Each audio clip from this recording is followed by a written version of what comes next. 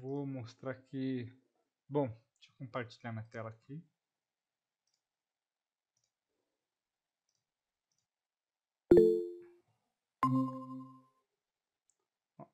Isso aqui, pessoal, vai ser uma aulinha básica, tá? Do que é cloud, o que não é, tal. Eu vou começar pelo como funciona um website, tá? Que é o mais básico de tudo. Bom, tá aí, né, de como um website funciona, uma requisição. O cliente faz uma requisição para um servidor DNS. Esse servidor DNS vai lá na biblioteca. Boa noite, de Gleison. Esse servidor vai lá na biblioteca. Salve, como é que você tá, irmão? Tranquilo? Beleza, eu tô assistindo a tua aula aqui e assistindo a aula do Fábio ao mesmo tempo. Ah, beleza. Obrigado aí, cara, pela Beleza? confiança. Tô assistindo aí. Fala aí, galera, beleza? Como é que vocês estão, cara? Salve. É... Bom, o cliente ele faz uma requisição para um servidor web. Esse servidor web vai lá na biblioteca DNS e faz a busca, ver se ele encontra. Por exemplo, quando nós digitamos google.com, nós estamos pedindo ao nosso servidor, ao nosso computador, para requisitar o número de IP de um servidor. Esse servidor vai buscar pelo DNS, que é o Domain System Names, ele gerencia, né? Porque imagina, ficaria muito difícil você guardar o número de IP na cabeça. Imagina que cada site tem um IP e cada site tem um IP. Imagina quantos milhões de sites existem no mundo. Imagina quantos sites nós acessamos por dia. O Facebook tem um IP, o Twitter tem um IP, o Google tem um IP, o YouTube tem um IP, tá? A Netflix tem um IP, a Amazon tem um IP, cada site tem um IP diferente. Tá? Então, assim, é assim que funciona. O cliente requisita, né, ao navegador, a um servidor DNS que busca. Ele fala assim, beleza, deixa eu pesquisar aqui. Ele vai pesquisando. Quando ele encontra, ele fala, ó, tá aqui o site que ele quer. Tá aqui o endereço de domínio que está anexado a este número de IP. É o que ele quer. Então, o servidor DNS joga pra gente este site, tá? Bom, isso é simples do simples, tá? Isso é protocolo HTTP, HTTPS. Tem que estudar um pouco de DNS também. O protocolo HTTP é Hypertext Transfer Protocol. É um protocolo de transferência de hipertexto. Quando nós requisitamos o navegador, por exemplo, o Google, né? Aqui, ó. Isso aqui é um HTTP. Se eu tirar, hoje tem o HTTPS que é o Secure, né, de Security Layer, ou seja, de uma página segura. Mas eu posso colocar HTTP para ser o Hypertext Transfer Protocol. Tá? Então nós temos aí este protocolo, nós temos o protocolo FTP, que é para transferência de dados, né? File Transfer Protocol, protocolo de transferência de dados. Nós temos o protocolo SMTP, tá? Que é Server Mail Transfer Protocol, que é protocolo servidor de e-mail, é um protocolo para servidor de e-mail, envio de e-mail. Bom, e assim funciona o básico, né, dos protocolos. O que, que acontece? Deixa eu ver se ele vai direto aqui. Bom, do que um servidor é composto? Tá. Bom, o servidor é composto de uma CPU. Tá? Existem vários tipos de servidores, vários tipos de CPU. Por exemplo, eu fiz a cotação para um cliente de um servidor que está aqui, ó, com uma placa Intel e o processador um Xeon. Eu esqueci a versão agora, mas existe este. Tem servidores que, óbvio que esses servidores não são profissionais, tá, pessoal? Tem escritórios, por exemplo, clientes que eu já vi comprar um PC gamer e converter ele num servidor. É válido? Pode ser feito? Pode ser feito. Dependendo da quantidade de arquivo que você vai fazer, da quantidade de uso, qual é a dedicação desse servidor, pode ser feita. Não tem problema nenhum. Então, o servidor é feito de CPU, né, Central Process Unit, memory, the RAM memory, ou Random Access Memory, né, a memória RAM do computador, storage, que é o HD, né, o HD hoje é SSD, o database, por exemplo, Existem servidores específicos de banco de dados, onde você coloca ali o seu Oracle, o seu Microsoft SQL Server, seu MySQL, PostgreSQL, perdão, pode ser um MongoDB, pode ser um Cassandra, pode ser um JSON, não tem problema nenhum, pode ser um IBM, um DB2 da IBM, entre outros. Aí tem o Network, né, ele é um servidor, está numa rede, então tem os equipamentos de rede, que são routers, switch, o servidor DNS, que eu falei antes, né, como é que ele funciona mais ou menos. Ele é composto disso. Tá? Então assim, nós temos aí no servidor uma CPU, uma central de processamento único, que é o processador. Tá? Normalmente são processadores específicos para uma CPU. Ele tem uma memória RAM, tá? Que normalmente servidores hoje aceitam até, se eu não estou enganado, 256 GB de memória. Tá? E se eu não estiver enganado, normalmente eles vêm com 4 ou 6 slots para memória. O SSD, o HD, né? Normalmente você tem, quer ver, ó? Ó, eu tenho um HDzinho de 1 TB aqui da Western Digital. Tá? Esse aqui é um HD antigo, tá? É um HD mesmo. Mas normalmente eu uso hoje em dia o SATA, né? O SATA, ou o NVMe 2, M2, tá? Eu uso nos notebooks, nos computadores, mesmo no desktop, eu uso o NVMe. E eu uso esse aqui para fazer backup de cliente, alguma coisa assim. Bom, beleza. Agora, a terminologia da tecnologia da informação, IT Terminology. Redes ou network, cables, routers and servers connected with each other. Ou seja, a rede tem os cabos, roteadores e servidores conectados uns com os outros. A função da rede é fazer isso, interligar tudo. Por exemplo, eu tenho servidores, eu tenho os routers que fazem a transmissão e a conexão entre esses servidores e clientes, e eu tenho os cabos que conectam esses routers uns com os outros junto com os servidores. Tá? Aqui o router, por exemplo, a network device that forwards data packets between computer networks. They know where to send your packets on the internet. Ou seja, um equipamento da internet que encaminha pacotes de dados entre computadores de rede, tá? Entre a rede de computadores. Eles sabem exatamente onde enviar os pacotes. Por exemplo, vamos supor que eu tenho um pacote de dados para enviar, eu acabo de fazer uso de um FTP. Tá? Eu vou enviar um arquivo para o servidor. Para que eu possa enviar esse arquivo para o servidor que está na nuvem, né, no cloud, por exemplo, eu preciso ter acesso à internet. Se é numa rede corporativa, eu vou ter um router, eu vou ter um switch, como está na imagem aí. Então, o router ele é responsável por isso, tá? Ele sabe exatamente onde que eu quero enviar esse pacote. Por quê? Quando eu faço a requisição de protocolo, ele automaticamente reconhece para onde que eu estou enviando e qual o tipo de protocolo que eu estou usando. Tá? Aí o switch takes a packet and sends it to the correct server or client on the network. Ou seja, ele pega o pacote que você está enviando. Óbvio que esse pacote, pessoal, ele é fragmentado, tá? Ele é quebrado em partes, ele é quebrado em peças. Por exemplo, tem 10 pessoas na minha rede, as 10 pessoas estão enviando arquivos. Ele não faz primeiro envia o meu arquivo, depois envia da pessoa, depois envia da pessoa. Não.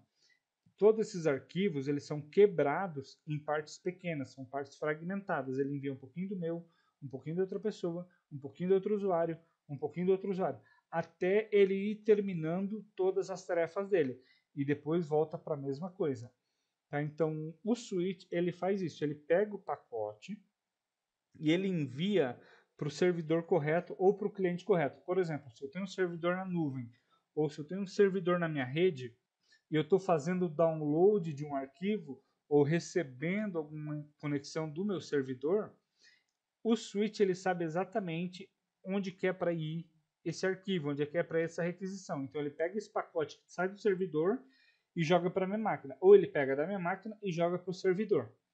Tá? Bom, a outra parte é como que é feita uma infraestrutura, tá? Você tem ali uma foto de uma casa, né, com um servidorzinho, um escritório e um data center. É assim que é feito. Normalmente, antigamente, né, nós fazíamos só um minuto, pessoal, por favor. Deixa eu ver aqui.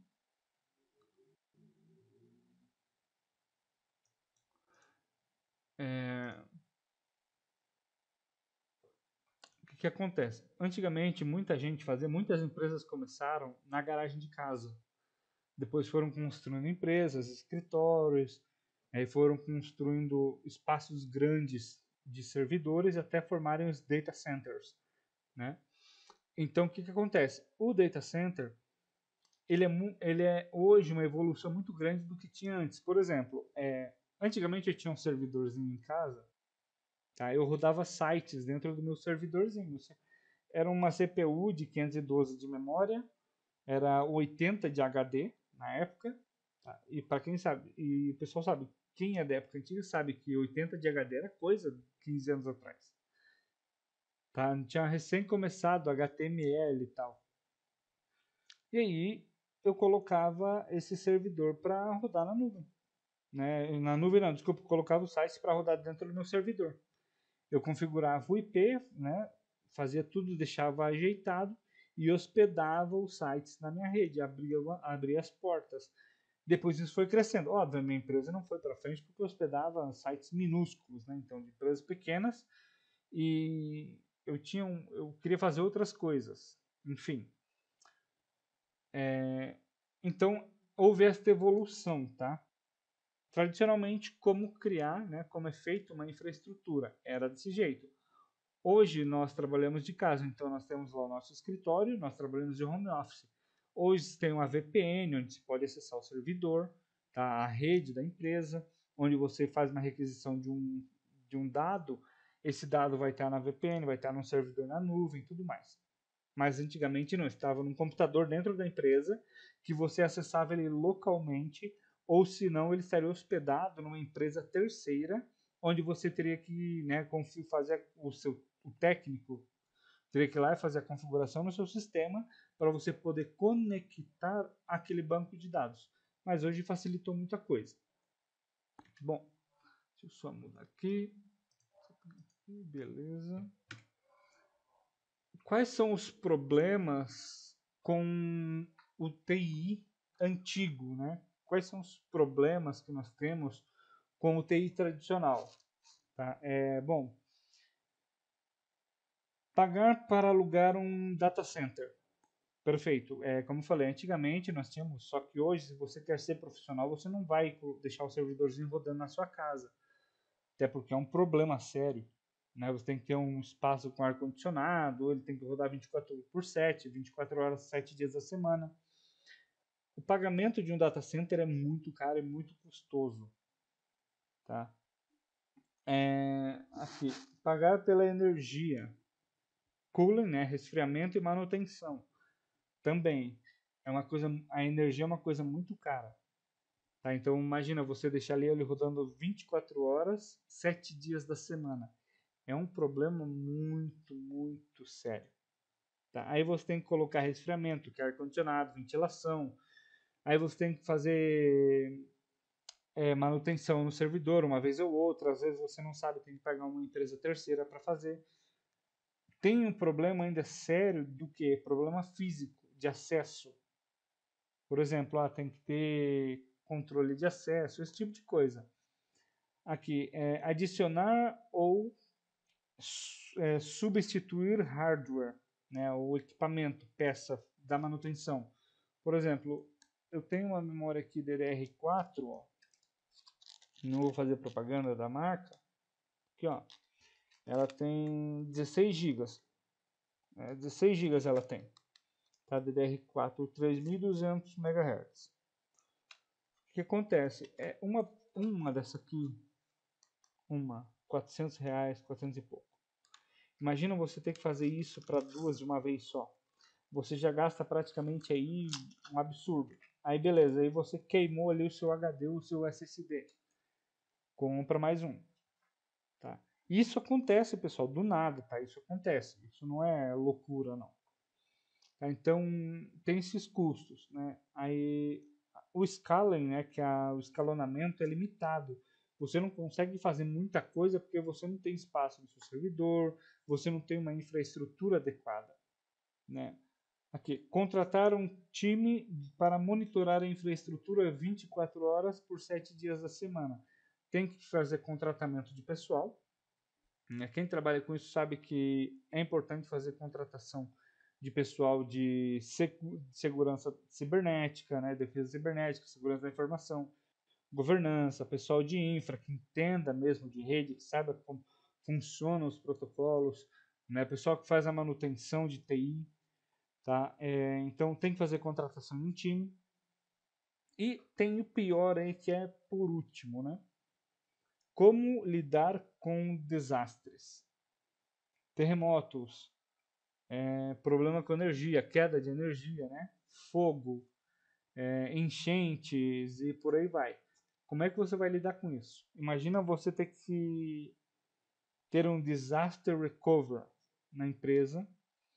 Imagina a situação, dá um terremoto, você não tem o backup de nada, né? Ou o seu backup está dentro do seu servidor, acabou a sua empresa, né? Ou deu queda de energia lá, igual aconteceu aqui, ficamos 4 dias no escuro. E aí, como é que funciona a empresa 4 dias sem acesso ao servidor da empresa, sem poder os clientes acessarem? Não tem como. Tem que comprar um gerador de energia, que é custoso, é muito caro para manter um gerador de energia. Se pegar fogo, uma enchente, por exemplo, dependendo de onde você vive. Perdão. Então, isso tudo acaba sendo um problema sério. É um problema para a empresa tradicional. Eu não vou falar que óbvio que a Google não tem esse problema, né? Até porque os servidores ficam em lugares altos, onde é difícil. Provavelmente onde tem, ou Amazon, por exemplo, pode ter uma falha né, para um terremoto, algo assim, mas é muito difícil acontecer porque tem backup diário. Talvez seja até menos que diário, tá? Talvez seja a cada 10 horas, 12 horas, se eu não estou enganado. Tem equipe de disaster recovery, eles têm tudo. Então a infraestrutura que eles têm para manter um negócio desse é maior. Podemos externalizar tudo isto? O que é cloud computing? Ou seja, what is cloud computing? O que é computação em nuvem? Bom, cloud computing is on-demand delivery of computer power, database storage, applications and other IT resources. Ou seja, computação em nuvem é a demanda e entrega de poder de computação, armazenamento de banco de dados, aplicações e outros recursos de TI. Ou seja, a computação em nuvem ela nos dá tudo isso. Ela tem um poder grande de computação, um largo e amplo espaço de armazenamento de banco de dados, tá? E aplicações e outras coisas de TI que nós podemos fazer. Nós vamos ver na frente ali o que é SaaS, o que é IaaS, né? Infrastructure as a Service, Software as a Service, PaaS, Platform as a Service, e por aí vai. Through a Cloud Services Platform pays a Google Pricing, ou seja, através de um serviço de cloud, você tem ali a opção de pagar como você usa. Por exemplo, eu estou fazendo uma introdução, mas nós vamos usar a Amazon. Vou usar a Amazon como exemplo. Nós vamos mexer um pouquinho, eu vou mostrar como é que faz as instâncias, tudo mais. Como funcionam os grupos de segurança. E ali você tem o free tier, né, que você usa.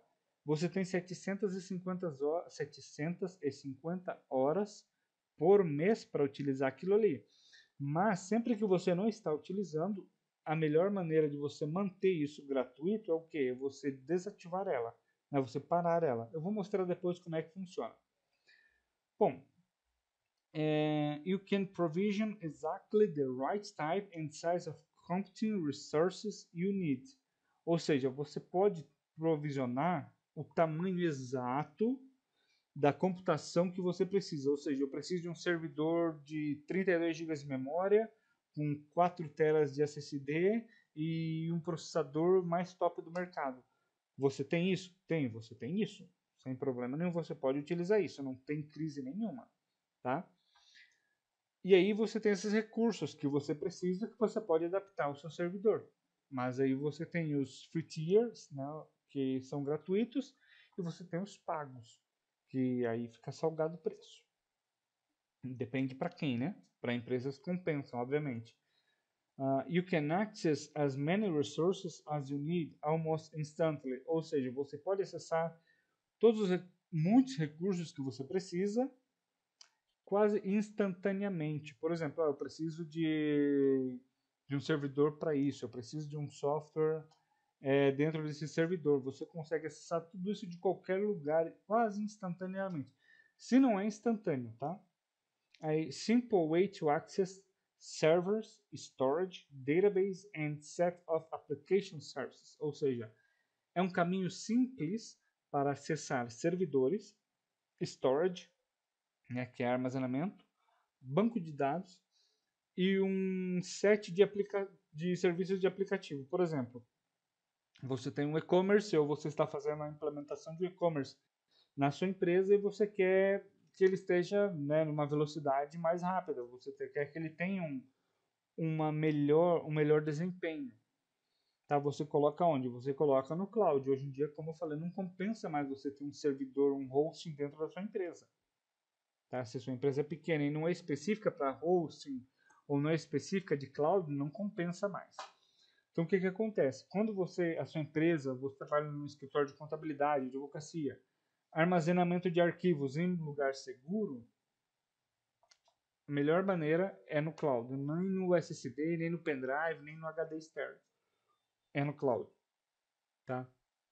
Amazon Web Services owns and maintains the network connected hardware required for these application services, while you provision and use what you need via web application. Ou seja, a Amazon ela é proprietária e ela faz a manutenção dessas redes conectadas, do hardware dessas redes conectadas. Ou seja, tudo que está rodando lá dentro, obviamente que você é responsável por muita coisa, eu já vou mostrar também. Mas a manutenção de hardware fora da sua instância, quem cuida é a Amazon. Tá? Ou seja, tudo que é requerido, tudo que é necessário, requisito para a sua aplicação funcionar, a Amazon vai ser responsável em te entregar. Somente as instâncias que os clientes são responsáveis por. Tá? Já vou explicar o que é instância, tá? E a gente vai continuar. Beleza? Deixa eu passar para o próximo aqui. Aqui, o Office e The Cloud. É muito mais fácil o acesso. Você simplesmente conecta na VPN ou conecta no endereço de IP e você tem ali os seus arquivos. Seu sistema, os seus dados, seu banco, tá? O seu banco de dados. Aqui. You've been using some cloud services. Gmail, Dropbox, Netflix. Bom, você está, né, praticamente hoje nós usamos quase tudo na nuvem. Por exemplo, Google Meet, na nuvem. Né? Datagram, UDP Protocol, UDP, User Datagram Protocol, né? Protocolo de datagrama de usuário. Nós utilizamos muita coisa em nuvem, Google Fotos, por exemplo, Netflix, Amazon, aquele negócio da Amazon Premium, não é? É Premium? Acho que é. Perdão, pessoal. Disney Plus, Play não sei o que, Star Plus, entre outros aí. Serviços de e-mail, né? Hotmail, Gmail, os próprios serviços da empresa, quando nós estamos no e-mail corporativo, também na nuvem, tá? Dropbox para armazenamento de arquivos, Google Drive, OneDrive, entre outros, tá? Aí eu poderia citar, tem uns NB, tem umas empresas pequenas. Eu descobri uma que oferece 100 GB de espaço para você armazenar. É gratuito, né? Quando o serviço é gratuito, você é o produto. Então, bom, enfim. Aí tem o Netflix, mas tem outros, né? Video on Demand, tem Built on Amazon Video on Demand. Ou seja, a Netflix aí ela é um serviço de cloud com certeza, né? E aí nós temos, deixa eu ver aqui, the deployment models of the cloud, ou seja, a implementação de modelos da nuvem. Tá? Nós temos aí o private cloud, que são cloud services used by single organizations, not exposed to the public. Por exemplo, existe um escritório de contabilidade, que eu presto serviço. Eles têm um servidor na nuvem, um servidorzinho VPS, é um servidor pequeno, tá? Mas eles têm um servidor na nuvem. Eles poderiam usar o Amazon? Poderiam usar o Amazon, mas eles preferiram o VPS deles lá, que também é um serviço de nuvem. Tá? Complete Control. Você tem controle total sobre o servidor. Quando você escolhe o servidor para criar instância, quando você cria instância, você escolhe o servidor e aí ali dentro você consegue ter controle absoluto de tudo que você vai fazer. Tá? Existe o AWS Connect, né? Você pode conectar via PuTTY no Windows e no SSH no Linux e no macOS. Aí tem Security for Sensitive Applications, ou seja, segurança para aplicações sensíveis, por exemplo, APIs, né, que fazem conexão com o servidor, com o sistema, que transmitem dados, ou você tem um e-commerce que está rodando ali dentro. Você quer proteger aquilo ali, você tem segurança para uma aplicação sensível, porque você capta dados de clientes, nomes, e-mail, telefone, CPF, CNPJ, nome do pai, nome da mãe, sei lá, nome da esposa, sexo, posição política, enfim. Com isso, com esse tipo de segurança, você consegue manter seguro, tá, os seus clientes. Aí, meet specific business needs, ou seja, você encontra as necessidades específicas para o tipo do seu negócio, tá? Aí nós temos aí public cloud, ou seja, computação pública, cloud resources owned and operated by a third-party cloud service provider delivered over the internet. Ou seja, é uma empresa terceira que contratou o serviço da Amazon lá, né, pegou um servidor da Amazon e agora ele vende o serviço também. Ou ele tem o servidor e vende hospedagem dentro do servidor dele. Isso é um tipo de uma empresa terceira que é uma empresa pública. Six Advantages of the Cloud. Tá? E aí nós temos o Hybrid Cloud, né? A computação híbrida. Keep some servers on premises and extend some capabilities to the cloud, ou seja, mantém alguns servidores local e estenda algumas capacidades para a nuvem. Ou seja, o que eles querem falar aqui é assim, ó, você tem um servidorzinho aí na sua empresa? Beleza, legal. A gente não quer tirar isso de você. Mas estenda ele para a nuvem, ou seja, faça que você tenha ele disponível 24 horas por dia, 7 dias da semana. É isso que significa essa mensagem. Control over sensitive assets in your private infrastructure, ou seja, controle sobre configurações e informações sensíveis dentro da sua rede privada, dentro da sua infraestrutura privada. Acesso via VPN é um método de manter isso, né, esse controle. Tá? Autenticação de usuário com múltiplo fator de autenticação é um dos fatores que a Amazon se destaca porque ela disponibiliza. Tá? E flexibility and cost effectiveness of the public cloud, ou seja, tem uma flexibilidade e um custo efetivo, tá, da public cloud, ou seja, da computação pública. É um preço acessível, tá, pessoal? Eu tenho um Amazon ali, Pay as you go, né, paga como você usa, mas é muito barato o negócio. Tá? Eu não deixo ele ligado direto, até porque eu preciso para estudar, né, então não tem outro jeito. Aqui, as 5 características do Cloud Computing. Tá? The 5 characteristics of Cloud Computing. On-demand self-service, ou seja, sirva-se à vontade. Users can provision resources and use them without a human interaction. from the service provider, ou seja, os usuários podem prover esses recursos e usar eles sem uma interação humana, tá? Sem um serviço de uma interação. E, tipo, eu preciso fazer contratação, eu posso fazer ali direto sem interagir com ninguém, tá bom? Posso prover recursos sem mexer, sem pedir para ninguém. Eu vou lá e faço alteração nas configurações sem problema nenhum. Broad Network Access. Resources are available over the network and can be accessed by diverse client platforms. Ou seja, você tem ali recursos disponíveis por toda a internet, né? Por toda a rede, e esses recursos podem ser acessados por diferentes plataformas. Por exemplo, tem o meu Samsung, eu poderia acessar. Aí tem alguém que tem o iOS que também vai poder acessar a aplicação. Jesus Cristo. Deixa eu só desligar isso aqui, pessoal, por favor. Aí tem um cliente que usa iOS que vai querer acessar também, ele vai poder acessar. Aí tem um cliente que tem um Microsoft Surface, tem um cliente que tem um Linux, tem um cliente que tem um iOS. Todos vão poder acessar porque esta plataforma está disponível para diversos clientes. Tá? Multi-tenants and the resource pooling, ou seja, multiple customers can share the same infrastructure and applications with security and privacy. Muitos consumidores podem compartilhar a mesma infraestrutura, ou seja, é o que ele falou antes ali. Tem uma empresa que terceirizou, uma empresa terceira que comprou, alugou um espaço lá e está terceirizando o serviço dentro do seu servidor.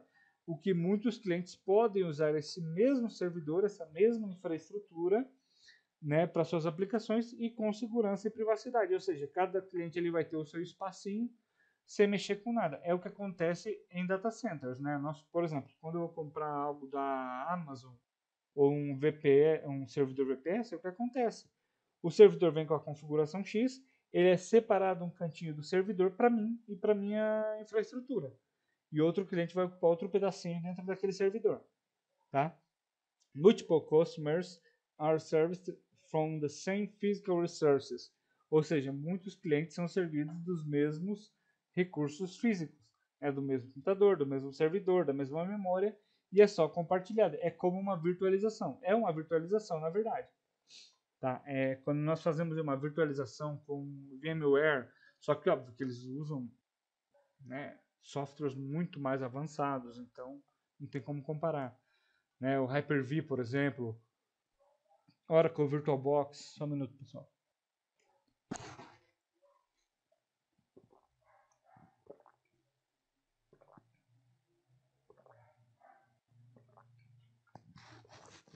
Perdão, tem que tomar bastante água para fazer uma cirurgia. Rapid Elasticity and Scalability. Ou seja, tem uma rápida escalabilidade e elasticidade. Tá? Você pode fazer um escalonamento, você pode fazer uma requisição que ele vai resolver para você de maneira rápida. Ele vai te entregar o serviço que você está pedindo de maneira rápida. Deixa eu só conectar aqui, por favor. Aqui, tá acabando a bateria. Já viu, né? Aí. Bom, automatically and quickly acquire and dispose resources when you need. Ou seja, automaticamente e com rapidez adquira e dispõe de recursos que você precisa. É o que eu falei, você precisa de mais memória, você vai lá e faz a troca, automaticamente ele já altera para você, ele não fica ali 24 horas. Tá? Quickly and easily scaled based on demand. Ou seja, rapidamente e facilmente escale as coisas sobre demanda. Por exemplo, eu tenho um servidor que eu preciso de mais potência, de mais conexão. Então você faz isso por demandas. Measured service, ou seja, são serviços controlados. Tá? Usage is measured. User pay correctly for what they have used. Ou seja, você mede o que você usa e os serviços são pagos de acordo com o que você usa. Aqui, 6 advantages of the cloud computing, ou seja, 6 vantagens da computação em nuvem. Trade capital expense, o capex, for operational expense, OPEX. Pay on demand, don't own hardware. Ou seja, pague como você usa e não seja não seja proprietário de um hardware. Seria essa a tradução literal dele, tá? Reduce the total cost of ownership, TCO, e operational expense, ou seja, reduza o custo do ownership, de responsabilidade, de ser dono. Perdão, pessoal, é que eu acordo cedo e vou dormir tarde, desculpa aí. Benefit from massive economies of scale. Prices are reduced as AWS is more efficient to large scale, ou seja, o preço é reduzido quando a Amazon a Amazon é mais eficiente em larga escala, tá? Stop guessing capacity, scale based on actual measured usage, ou seja, para de ficar pensando sobre capacidade, para de tentar adivinhar a capacidade. Faça uma escala baseada na sua necessidade, né, na sua necessidade de uso, tá? Increase speed and agility, ou seja, aumente a velocidade e agilidade. Stop expending money running and maintaining data centers, ou seja, pare de gastar dinheiro rodando e fazendo manutenção de data centers. Né? Muita empresa aí tem servidores, né, empresas de data center. Aqui no Brasil existem algumas, né? Então, eu não recomendo hoje você fazer uma infraestrutura se você for hospedar 10, 20 sites. Eu recomendo você pegar um Amazon ou um servidor VPS e converter ele num servidor web. Go global in minutes. Leverage the AWS Global Infrastructure, ou seja, vá global em minutos. Tá? Eu estou estudando, já fiz outro curso da Amazon e realmente, pessoal, você faz em 2, 3 minutos você já está online com o seu IP público, com suas configurações. Vou mostrar para vocês ele depois. Está tudo já preparado para qualquer pessoa acessar o seu servidor. É insano o negócio, é insano, tá? Aí, vamos ver aqui. Problems solved by the cloud, ou seja, os problemas resolvidos pela cloud. Flexibility, change resources types when needed. Ou seja, tem flexibilidade, mude os recursos quando você precisa. Por exemplo, eu preciso de mais memória, eu vou alterar a memória. Eu preciso de mais HD, eu vou alterar o HD. Quando você precisa. Isso é feito com uma agilidade incrível, pessoal. Você pede agora, daqui 10 minutos já está pronto. Tá? Você consegue fazer cópia, você consegue fazer clone, né? Você consegue clonar e tudo mais. Cost effectiveness, ou seja, pague como você vai e pelo que você usa. Scalability, accommodate large loads by making hardware stronger or adding additional nodes. Ou seja, acomodar carregamentos pesados, né? Fazendo com o hardware mais forte e adicionando mais nós, tá? Ou mais infraestrutura, mais recursos. Elasticity, ability to scale out and scale in when needed, ou seja, a habilidade de escalar para fora, né? E escalar para dentro, ou seja, inbound, outbound, quando é necessário. High availability and default tolerance, build across data centers, ou seja, construa além dos data centers.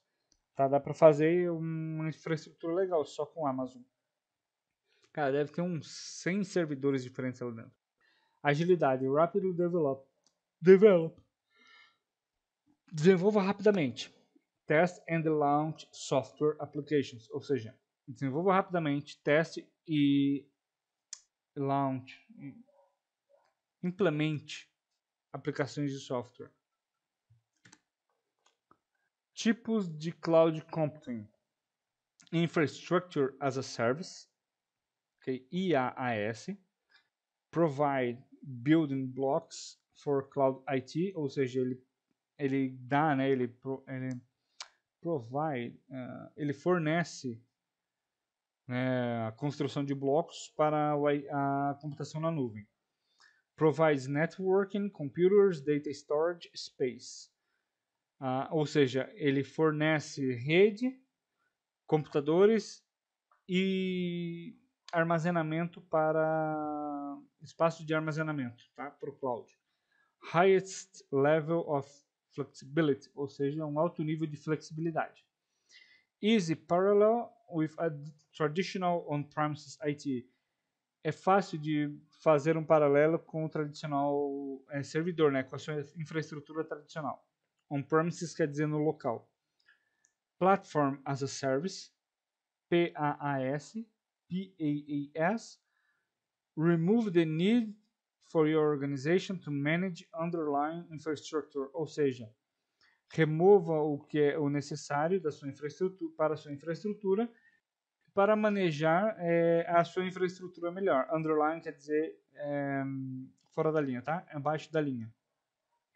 Focus on the deployment and management of your application, ou seja, foco na sua implementação e no gerenciamento das suas aplicações. Software as a Service, SaaS, completed product that runs and managed by service provider, ou seja, um produto completo que é rodado e gerenciado pelo serviço provedor, ou seja, pelo sistema da AWS. Aqui, on-premises, applications, data, runtime, middleware, OS, virtualization, servers, storage, networking. Infrastructure as a Service, applications, data, runtime, middleware, OS. Platform as a Service, applications and data. O que está em azul é gerenciado pelo cliente, tá? Por quem contrata a nuvem. Agora, gerenciado pela Amazon em si são os que estão em laranja: virtualization, servers, storage, network, runtime, middleware, OS. Tá? Isso da Infrastructure as a Service, o que a Amazon é responsável por? Virtualization, servers, storage and network. No Platform as a Service, a Amazon ela é responsável por runtime, middleware, OS, virtualization, servers, storage and network. E no Software as a Service, ela é responsável por applications, data, runtime, middleware, OS, virtualization, servers, storage and network. Ok? Então existem duas responsabilidades, a sua e as da Amazon, tá? Outras coisas que não podem, por exemplo, nada que seja ilegal, sites pornô, pornografia infantil, venda de drogas, esse tipo de serviço não pode, tá? Eles tiram do ar. Aqui, example of cloud computing types. Infrastructure as a Service, Amazon EC2, tá? On Elastic Compute on AWS, Google Cloud Platform, Azure, Rackspace, DigitalOcean, Linode. Eu poderia falar entre outros aí a Hostinger, HostGator, GoDaddy, entre outros que fornecem serviços de servidores e cloud. Platform as a Service, Elastic Beanstalk on AWS, é uma ferramenta da AWS. Aí tem aí como serviço, né, plataforma de serviço, a Heroku. O que a Heroku faz? Hospedagem de sites, servidores e tal. Google App Engine, né, na Google Platform. Windows Azure na Microsoft, que é um serviço de servidor da Microsoft. Software as a Service, many AWS services, exemplo, Recognition for Machine Learning, né, muitos serviços da AWS como o Recognition para Machine Learning, e o Google Apps, por exemplo, o Gmail, Dropbox, o Zoom, poderia citar aí o Hotmail, né, que hoje é o Outlook, poderia citar aí o Yandex, Yahoo, entre outros. Pricing of the cloud, quickly overview. AWS has three pricing fundamentals following pay-as-you-go pricing model. ou seja, compute. Existem alguns tipos de instâncias, tá, pessoal? Existem o general using, computed resource, compute resource, a memory resource, e tem mais um, tá? Compute, pay for compute time, ou seja, pague pelo tempo, né, que você usou. Storage, pay for data stored in the cloud. Normalmente, olha só, que loucura. A Amazon não cobra nada que sai do servidor. Ela cobra tudo que entra. Não, ela cobra tudo que sai. Não cobra o que entra, só o que sai. Data transfer out of the cloud, ou seja, pague só pelo que sai da Amazon, não que entra no servidor AWS. Tá ali, ó, data transfer in is free. Tudo que entra é gratuito. O que sai, você paga. Solve the expensive issue of traditional IT. Concordo, é um valor e tanto. Tá? Beleza, eu acho que foi isso aqui. Deixa eu ver. P16. É isso mesmo. Bom, vamos lá para a parte que mais interessa. Tá? AWS Console. Olha só, para criar uma conta na AWS, tá? Vem aqui, ó, Create an AWS Account. Quem é estudante, por exemplo, eu recomendo usar a conta de estudante. Por quê? Você tem free tier mais fácil e eles não vão cobrar de você. Eu vou colocar aqui um corporativo, tá? Deixa eu ver aqui.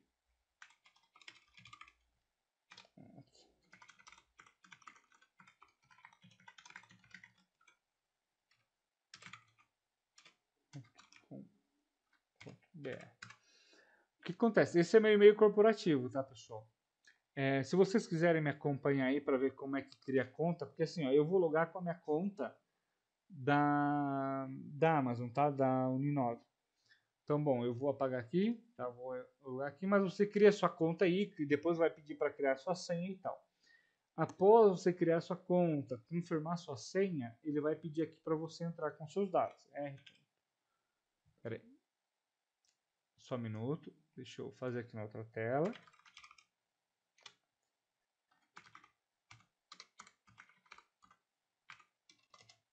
Tá. Aí. Após você fazer o login, ele vai passar para outra página para você colocar sua senha. Bom, eu entrei aqui no AWS. Tá? Não sei se vocês estão acompanhando, fazendo o processo, se vocês querem que eu espere um pouquinho.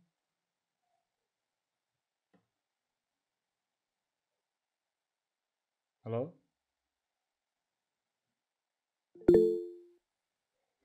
Tá. Você quer que eu espere um pouquinho, Emerson, para você poder fazer aí? Tá. Então vamos lá. Pode seguir, beleza. Depois de criada a conta, nós temos aqui o controle. Deixa eu fechar isso aqui. Introducing the new. Ok, aqui já é um novo console para vocês. Eu acho que vai aparecer o antigo ainda. Bom, aqui no canto superior eu tenho os serviços. Tá? Se eu clicar nele ali, eu tenho vários serviços aqui rodando. EC2, ó, são as instâncias. IAM, que é Identity and Access Management. Tá? Cloud Shell, Route 53, né? Rota 53. Aqui eu tenho Developer Tools, Database, várias outras funções. Aí aqui eu tenho campo de busca. Aqui eu tenho uma Shell, tá? O meu Cloud Shell aqui para o meu serviço. Aí vai abrir aqui para mim a minha Cloud Shell. Ó, tá? Eu posso conectar aqui no meu servidor por aqui. Aqui eu tenho notificações e tal. Aqui é muito importante, ó. Quando você for escolher onde você estiver, pegue esse da Virgínia, tá? Que é o US East 1. Sempre pega esse, tá? Ou se não, o East Ohio, que é o 2. E aí, essas são as localizações, as zonas disponíveis dos servidores da Amazon, tá? Aqui tem vários, ó. Tem outros que não podem, porque são acessíveis por área, tá vendo? no South America em São Paulo não está me aparecendo aqui, mas e aqui eu tenho o usuário. Você pode vir aqui na sua conta e alterar. Nós já vamos direto no Security Credentials, porque é muito importante você, depois de criar sua conta, você arrumar ela.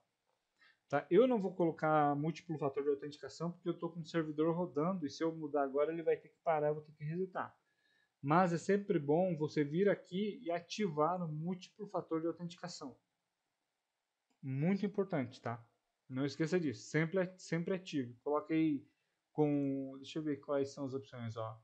Virtual MFA Device, tá? Pode ser um aplicativo tipo aquele App Authenticator, Google Authenticator, ou outro. Pode ser uma chave segura, ou pode ser um hardware, né? Um USBzinho com código, tá? Aqui, Access Keys.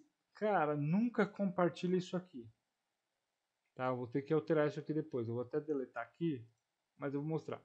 Nunca compartilhe isso aqui. Por quê?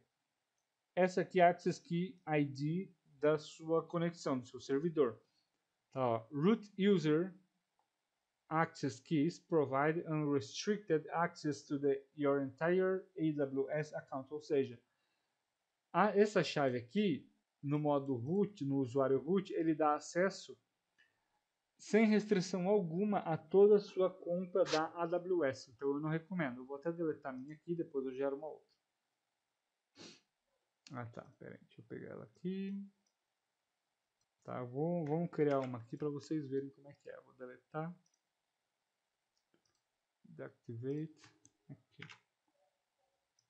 Delete. Beleza, foi deletado. Para criar uma nova chave, vem aqui. E vai criar uma nova chave. Você pode fazer o download dela. Tá? Eu vou só fechar aqui e ele vai criar a chave lá. Ó, ele gerou outra chave que eu também vou deletar. Tá? É muito fácil de criar essa chave aqui. Bom, deixa eu ver aqui. Deactivate. Account. Delete. Pronto. Depois eu crio uma outra. Bom, depois disso, deixa eu criar aqui rapidão. Vou precisar dessa chave. Tá. Eu vou fazer o User Groups. Tá. Aqui nós temos grupos de usuários, tá? Os grupos de usuários. Por que os grupos são importantes na AWS? Porque você pode configurar vários grupos e colocar vários usuários dentro de vários grupos. Por exemplo, eu tenho um usuário, que sou eu, e o outro, o Obelix. Eu tenho os dois usuários no grupo admin, mas se eu quiser fazer um grupo developers e colocar os dois usuários ali dentro, eu também posso. Eles podem fazer parte de vários grupos. Um grupo não pode fazer parte de outro. Tá? Os grupos são separados. Mas um usuário pode fazer parte de vários grupos. Tá? Por exemplo, vou criar um grupo aqui chamado Security. Tá? Aqui, add users to the group. Eu vou adicionar os dois usuários no grupo. Tá? Aqui, ó, quando eu for fazer, eu tenho as políticas de permissões para esse grupo. O que esse grupo pode fazer e o que ele não pode. Eu também posso criar uma política específica para esse grupo. Tá? Por exemplo, eu quero read only.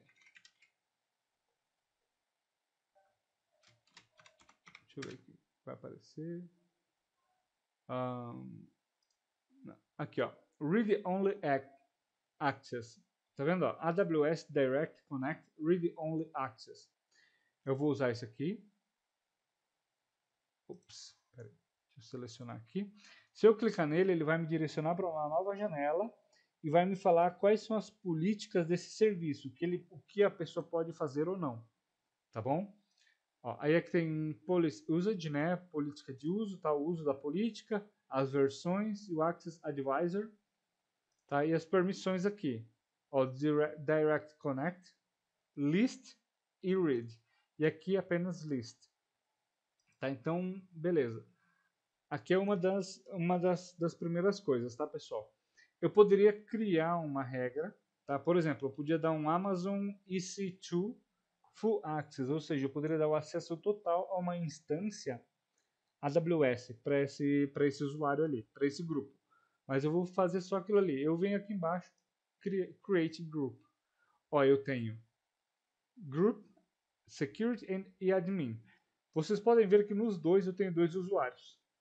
Se eu criar mais um usuário, eu também vou poder colocar esse usuário naquele grupo ali, tá? Aí aqui eu venho aqui em users, por exemplo, eu vou pegar esse aqui, vamos ver se está com alguma... Ó, olha só que legal, deixa eu voltar aqui para vocês verem uma coisa. Ó. Username, groups. Olha só, ele faz parte de 2 grupos. Se eu criar mais um grupo, ele vai fazer parte também desse outro grupo, se eu quiser colocar ele lá, tá? Aí eu vou clicar nele aqui, ó, eu tenho as propriedades desse usuário, ó. Quais são as permissões que eu tenho? Permissions policies. Ó, I am my user change password, ou seja, ele pode mudar a sua própria senha, tá? IAM é Identity and Access Management, tá bom? Então ele pode gerenciamento de acesso e identidade, tá? Ele pode criar, mudar sua própria senha, ele pode alterar sua senha. E eu poderia criar, ó, eu vou aqui, ó, Administrator Access. E aí, como eu criei no grupo Security, vocês podem ver aqui no canto, ele vai ter um AWS Direct Connect Read Only Access, ou seja, ele só vai ter permissão de leitura, tá? Aqui, Permission Boundary não está setada, não tem nada, tá? Quais são os controles máximos que esse usuário pode ter? Quais são as permissões máximas? Não tem nada. Generate Policy Based on Cloud Trail Events, também não tem nada. Eu venho aqui nos grupos, ele está em 2 grupos. Nas tags, por exemplo, eu posso colocar IAM tags aqui para poder gerenciar esse usuário, mas não precisa. Aí eu tenho Security Credentials. Olha só, aqui ó, Summary, Console, tá? Se eu clicar nesse link aqui, ele vai para o meu console. Tá? Se eu dar um sign nesse link aqui, ele vai para o meu console AWS. Aqui o console password enabled, ou seja, está ativado. Assigned MFA device not assigned, eu poderia fazer lá na configuração de usuário. Sign-in certificates, não tem nenhum assinado, tá? Access keys, eu vou mostrar aqui, depois eu vou ter que make it inactive. Tá? Aí aqui eu poderia fazer um upload de uma public key, HTTPS Git Credentials, não tem nada, e Credentials for Amazon Key Spaces for Apache Cassandra, também não tem nada. Aí eu tenho Roles. As regras que eu tenho aqui, ó, se eu clicar numa regra, por exemplo, demo aqui, ó, que eu criei, tá? Ó, eu tenho o sumário dela, tá? Data de criação e tal. Quais são as permissões? Read Access Only. Tá? Eu poderia mudar isso aqui e dar aqui um Disable or Deny. E aí ele não vai mais poder fazer isso. Ele não vai mais poder ter acesso a esta regra. As políticas, são várias políticas. Tá? São 48 páginas até agora. Identity Providers. Account Settings. Tá? Aqui eu seleciono os servidores, né, a região aqui pelo nome, o endpoint, que é o servidor, o status dele e as ações que podem ser tomadas. Eu posso desativar tudo eles para não aparecer para mim, tá bom? Aí, Access Analyzer, eu posso analisar os acessos que tiveram, tá? E aí, ó, monitorar tudo. Monitor Access to Resources, ou seja, monitorar os acessos aos recursos, né? Tá, vamos lá deixa eu voltar lá para a página central. Beleza. Aqui eu tenho o painel central, recentemente visitado. Bem-vindo à AWS. AWS Health, né? A AWS Saúde, está tudo tranquilo. Cost and Usage. Se você usar do jeito que eu uso, que eu estou falando, tá? Isso aqui vai ficar assim, ó, em 0. Tá? Em 0 total. Aqui, Build a Solution. Aqui é importante, tá, pessoal? Ó, eu posso aqui, ó, Start Building with Simple Wizards and Automated Workflows. Eu tenho aqui Launch Virtual Machine, start a development project, connect to an IoT device, build using virtual servers, host a static web app, register a domain, tá? Só que aí é pago. Build a web app, deploy a serverless microservice e start migrating to AWS, ou seja, comece a migrar para a AWS. Aqui, Explore AWS, eles têm treinamentos gratuitos, perdão. Ó, você pode dar um enroll aqui, só que é em inglês, tá, pessoal? Aí eles ensinam você como fazer tudo, né? Muitas coisas aqui, é bem legal. Eu faço alguns cursos pela AWS, né? Para certificação, principalmente. Vamos lá. Recentemente visitados. Eu vou clicar aqui no IAM, que é o gerenciamento Identity and Access Management. Security Recommendations. Add MFA for root user, ou seja, como eu não tenho, ele está me falando isso. Aí ele está falando assim, ó, desativar ou apagar as chaves de acesso para o servidor, para o usuário root. Também não vou fazer agora não, só depois. Tá?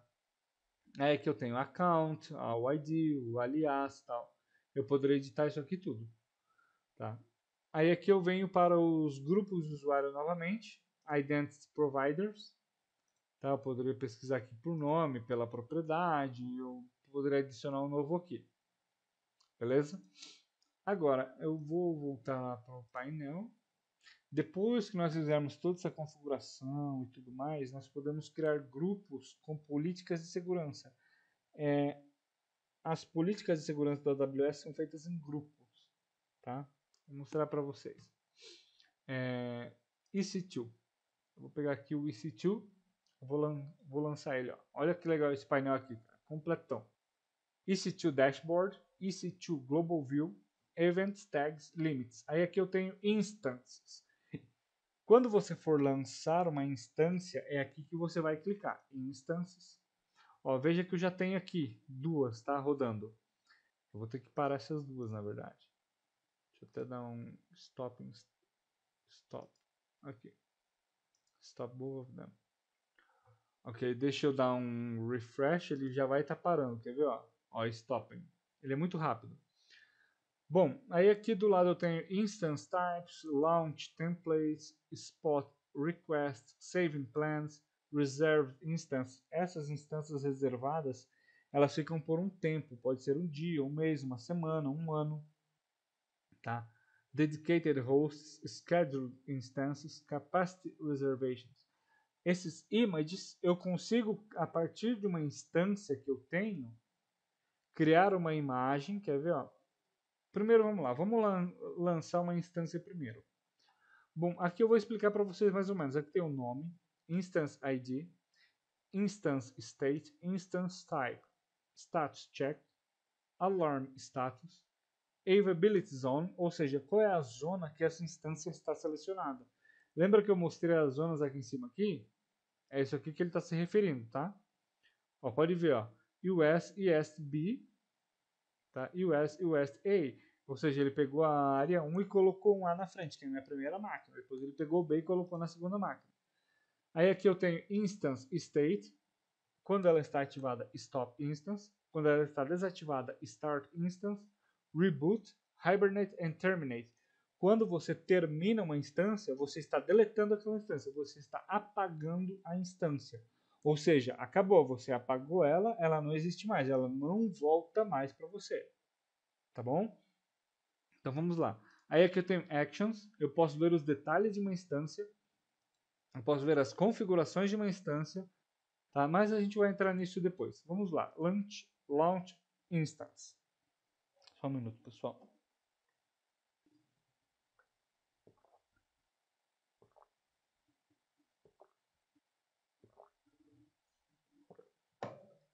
Agora começou a ficar legal. Bom, vamos lá. Aqui, Launch Instance. Name and Tags Info. O que é isso aqui? Eu posso colocar um nome aqui para minha instância, tá? Vou colocar assim Uni9. Beleza? Aqui, Application and OS Images. Amazon Machine Image, ou seja, você pode pegar uma, ó, eu já tenho uma imagem aqui, tá vendo? Owned by me, aqui ele me dá a imagem aqui, ó. Quick Start, tá? Quando você não tem nada, quando você não tem já uma instância rodando, um servidor rodando, você começa do zero. Eu vou pegar aqui o Amazon Linux, tá? Aí aqui ele vai me explicar assim, ó, Amazon Machine Image, que é a instância que ele vai me dar. Ó, veja bem que eu tenho alguns elegíveis para free tier, tá? Para configuração, ó. Tá? Eu vou pegar esse, vou deixar padrão esse primeiro que está ali. Description: Amazon Linux 2 kernel 5.10 AMI. Aí a versão tal, a arquitetura 64 bits, tá? Aqui o tipo de instância é o free tier, que é este aqui, eu vou deixar do jeito que está. Key pair login, ou seja, eu posso criar um key pair, tá? Mas eu vou usar o que, porque esse key pair é o que vai dar para você o acesso ao servidor, para fazer login no servidor. Ao invés de você colocar lá seu usuário e senha, através do PuTTY, por exemplo, do OpenSSH, você importa uma chave PEM, né, e transforma em PPK, e aí você consegue acessar diretamente o servidor sem precisar ficar colocando usuário e senha. Tá? Eu vou vir aqui, vou colocar o que eu já tenho, mas você pode criar. Vamos criar uma para a gente ver como é que é, né? Ó, Uninove, Key Pair Type RSA. Se você tem MacBook ou se você tem Linux, pega o PEM, PEM. Se você tem o PuTTY, o Windows, pega o PPK, tá? Se você pegar o PEM, depois a gente vai converter e vai salvar ele para PPK, tá? Eu vou criar a chave. Criei, ó, ele já selecionou aqui e está fazendo o download aqui da minha chave, tá? Então, beleza. Network Settings. Eu vou deixar do jeito que está. Não, deixa eu ver aqui. Create a Security Group, ok. Bom, para fazer a manutenção ou acesso ao nosso servidor SSH, por exemplo, ao nosso servidor, nós precisamos fazer através do SSH, né? Que é o Secure Shell. Eu preciso deixar ele ativado, allow it from SSH traffic from. Aqui eu poderia colocar assim, ó, anywhere, qualquer lugar, custom ou my IP. Tá? Eu poderia ter essas três opções. Aqui, allow traffic HTTPS. Não quero que ele aceite tráfego de HTTPS. Mas eu quero que ele aceite tráfego de HTTP da internet. Or rules with source of OOO, né, regras com a fonte 0000, aceita todos os endereços de IP para acessar a sua instância. Beleza. Configure storage. Eu vou deixar aqui desse jeito que tá. E aí, porque ele é padrão. Depois, no outro vídeo, eu explico por quê. Aqui, Advanced Details. Bom, isso aqui é instance. Eu vou deixar do jeito que tá. Eu vou já lá para o final. Tá? Aqui, ó. User Data Info. Aqui nós podemos criar, por exemplo,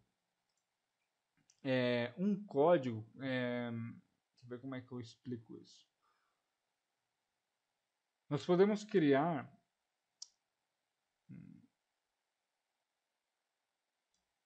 Deixa eu ver como é que eu explico isso, pessoal. Nós podemos criar um código, por exemplo. Deixa eu botar aqui. Bin bash. Beleza. O que acontece? Essa parte aqui é para nós colocarmos um código que nós queremos instalar uma vez apenas. Tá? Nós vamos executar uma vez apenas esse código. Ele vai instalar para a gente um servidor HTTP, por exemplo, um Apache, um HTTPD, um Nginx, seja o que a gente quiser, tá? Então assim, ó, install httpd linux 2, beleza? Agora eu faço, ele é baseado em Red Hat, tá? Muito importante. Update, ó, update e Jesus Christ, why? Aí aqui e install httpd, tá? Vem aqui, httpd.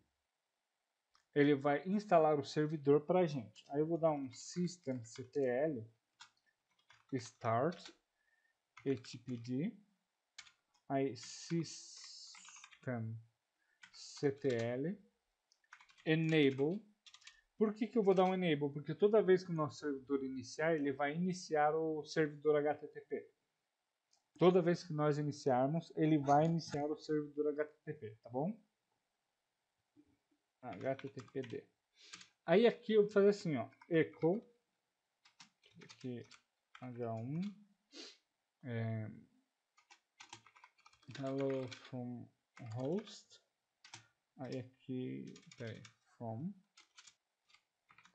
hostname. Aí eu vou, deixa eu dar um "-f" aqui, sempre esqueço essa porcaria.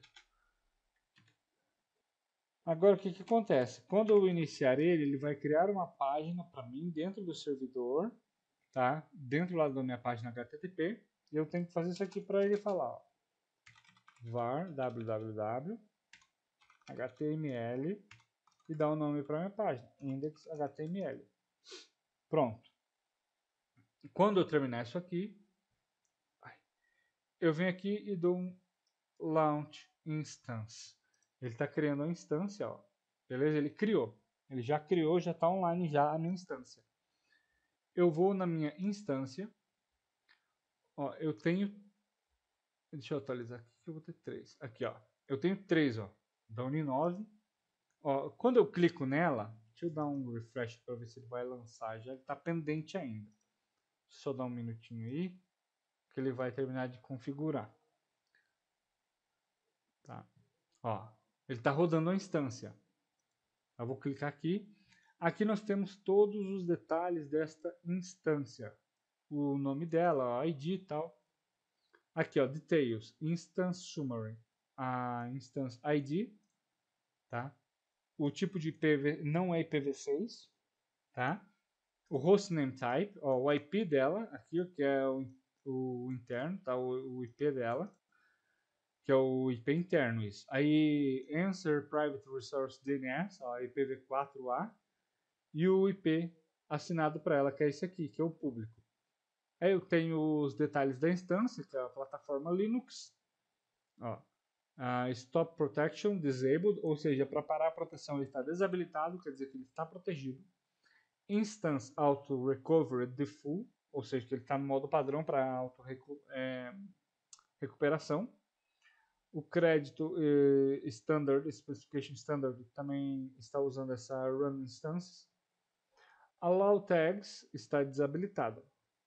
É que eu tenho o Private IP, mas o público, tá? O Public IP versão 4. Eu vou clicar nele e ele vai abrir.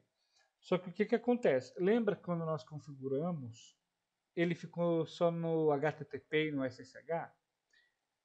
Quando ele abrir aqui, ele vai abrir como HTTPS, por padrão. Mas ele não, quer dizer, ele não irá abrir, ele vai dar um erro na página. Tá? Ele não abre HTTPS. Eu vou continuar, ó. Deu erro aqui. Deixa eu tentar com HTTP. Ó.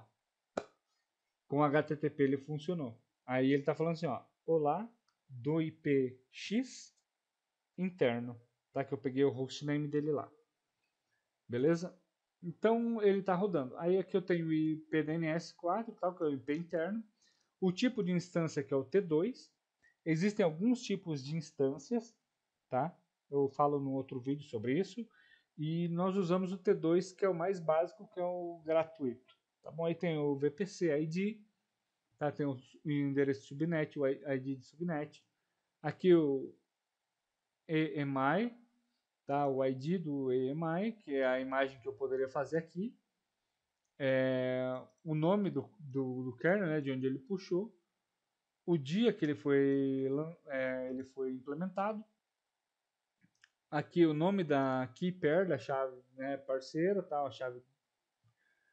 Esse ali. Aí eu tenho tenants, tenho reservation, tá? E aqui eu tenho o IPv4 né, o interno, que é o privado, tá? Como vocês viram aqui, beleza?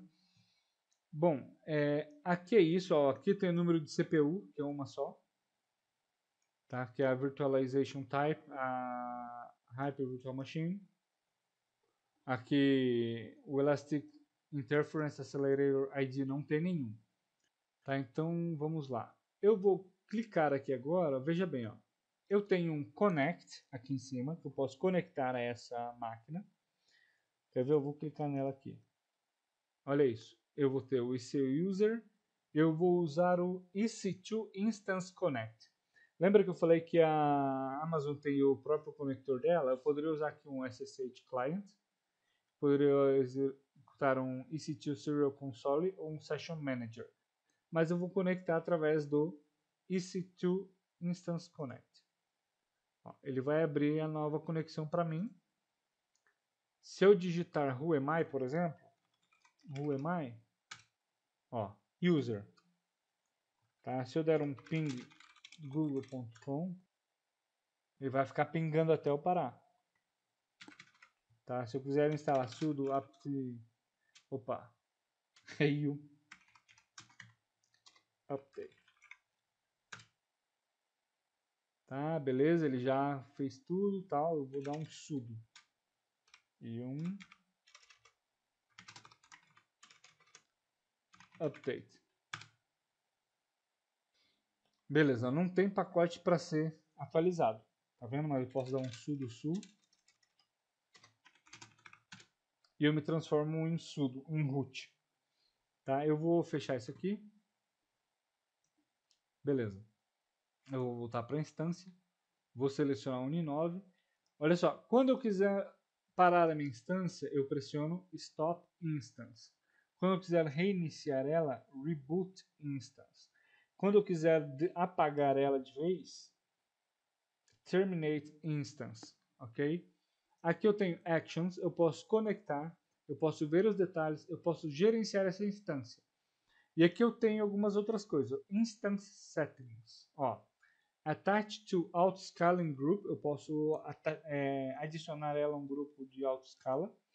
Eu posso mudar a terminação, a proteção de término dela, né, quando eu for deletar, por exemplo. Ou posso mudar a proteção do stop, quando eu for parar ela.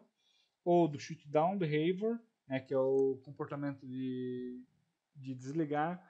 O auto recover behavior. Eu posso aqui dar um edit user data, eu posso editar os usuários, tá? Eu posso allow tags in instance metadata, manage tags, poder gerenciar. Aqui eu tenho network, attached interface. Aqui eu tenho security, change security groups, por quê? Como eu falei, na AWS você faz tudo por grupo, você cria protocolos por grupo, tá? Então você usa esse tipo de grupo para fazer segurança. É sempre bom você ter um SSH, um arquivo de segurança de grupo só para o SSH, totalmente separado do resto. Cria um arquivo apenas para o SSH.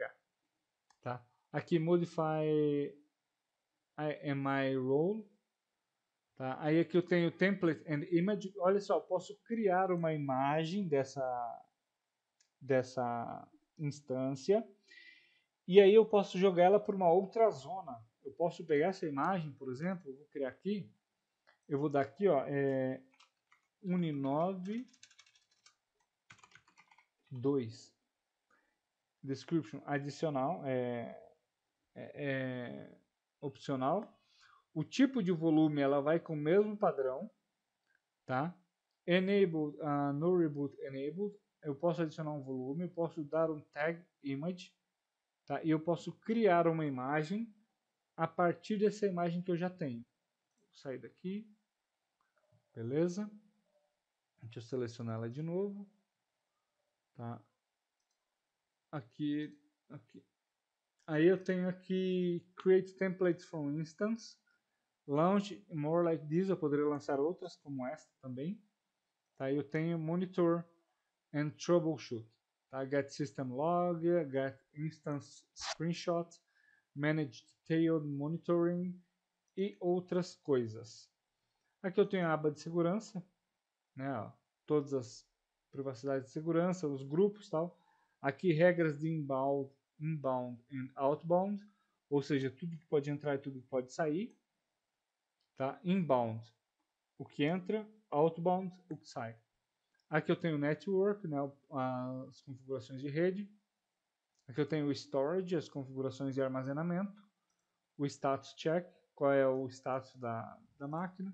Monitoring, ó, aqui eu posso monitorar a máquina. A CPU utilization, status check fail. Tá, aqui eu posso verificar tudo. Aí eu tenho aqui as tags também, que não tem nenhuma. Tá? E por hoje é isto. Agradeço a todos aí, agradeço a você que foi até o final. Muito obrigado. Espero que você tenha gostado dessa introdução né, ao AWS. E espero que você pratique bastante aí. Tá bom? Muito obrigado aí pela presença. A Rafaela, o pessoal que já foi embora também. Né, o Ed Grayson, entre outros. O Emerson.